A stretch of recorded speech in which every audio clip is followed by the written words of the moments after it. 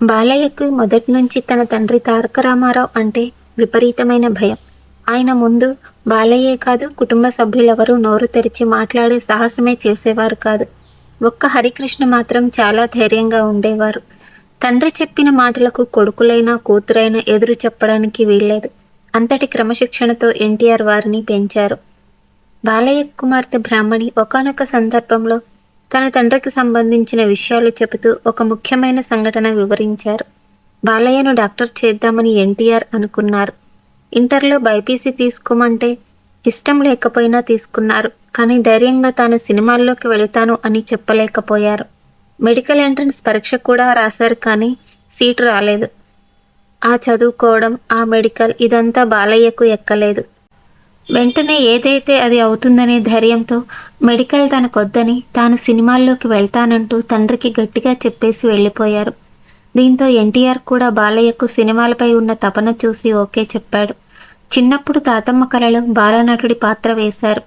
తర్వాత అన్నదమ్ముల అనుబంధం సినిమా ద్వారా బాలయ్యను వెండితెరకు పరిచయం చేశారు. ఇది హీరోగా మొదటి సినిమా. 1975లో విడుదలై అప్పటి నుంచి బాలకృష్ణ వెన్నితిరిగి చూడాల్సిన అవసరం రాలేదు. అగ్రకథానాయకుడిగా రాణిస్తున్నారు.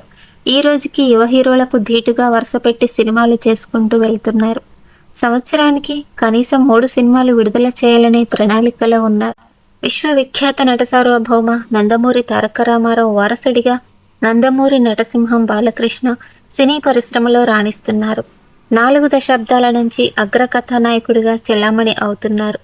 ప్రస్తుతం వరుస హిట్లతో మంచి జోరు మీద ఉన్నారు. గోపీచంద్ మలినేని దర్శకత్వంలో 111వ సినిమా చేస్తున్నారు. ముంబైలో మాఫియా డాన్ పాత్రలో నటిస్తున్నారు. నయనతార కథానాయిక. టాలీవుడ్ ఇండస్ట్రీలో నెంబర్ 1 హీరోగా కొనసాగుతూ రాజకీయాల్లో ప్రవేశించి కేవలం 9 నెలల వ్యవధిలో ముఖ్యమంత్రి అయి రికార్డ్ క్రియేట్ చేశారు ఎన్టీఆర్. ఇక అన్నగారి నట వారసుడిగా సినీ ఇండస్ట్రీలో బాలకృష్ణ తండ్రికి తగ్గ తనయుడిగా అగ్ర హీరోగా రాణిస్తున్నారు.